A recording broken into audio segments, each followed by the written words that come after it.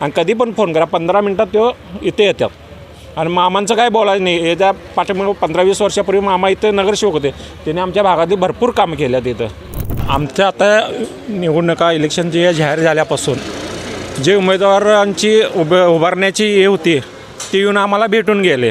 त्यात होते गोट्या भाऊ आपले नितेश पवार हां तिने येऊन गेले. परत मामा जाधव मामी उभारल्यात तिने येऊन भेटून गेले. परत आप्पा रावळ यांच्या मिसेस उभारल्यात तिने पण येऊन भागात येऊन आमच्या समस्या निवारण करण्यासाठी आलते. परत अनिल डाळ्या तिने तर सांगितले की आमच्या भागात बाबा एवढं हे करूया आपण की गार्डन नाही आहे, ओपन पीस आहे आपल्याकडं, गार्डन करून देतो असे तिने सांगितलेलं आहेत. आणि याच्या अगोदर काय आले गोट्या पवार हे नितेश पवार आहेत.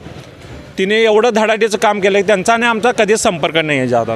परंतु इलेक्शनच्या हिशोबानं तिने राहायला इकडं उभारणार म्हटल्यावर 2 बोरिंग मारले, इथे एक मारल्या तिथे एक मारलेलं आहे. पलीकडला रस्ता तिने आमच्या भागात नगरसेवक नसताना सुद्धा रस्ता व गटरी टॉपमध्ये आमच्या पलीकडल्या साईडला गेले 15 वर्षे आमच्या त्या गल्लीला रस्त्यानं बिगर चप्पलचं चालता येत नव्हतं.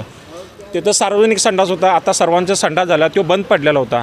तिने 8 दिवसात आम्ही जेव्हा त्यांना सांगितलं की संडास नको आहे आम्हाला गल्लीतल्या लोकांनी, तिने 8 दिवसात तो संडास पूर्ण पाडलेला आहे. आणि त्याचं एस्टिमेट पण तयार केलेलं आहे. तिने एवढं फास्ट काम केले, एस्टिमेट तयार केलेलं आहे. तिने म्हणले आता पुढलं जे निवडून आल्यानंतर आपलं त्याचं मिटिंग घेऊन त्या मिटिंगमध्ये घेऊन आम्ही तिथं हॉल बारका सांस्कृतिक आमच्या भागात हॉल नाही आहे, एक 100-200 लोकांचा तिथं हॉल होते. मग ते हॉलचं त्यांनी एस्टिमेट ऑलरेडी आत्ता तयार केलेलं आहे. अजून नगरपालिका निवडणूक झाल्यानंतर ते होणार खरं आता तिने एस्टिमेट तयार करून ठेवलं. एवढं फास्ट काम केलेलं आहे. आणि कधी पण फोन करा 15 मिनटात तो इथे येतात.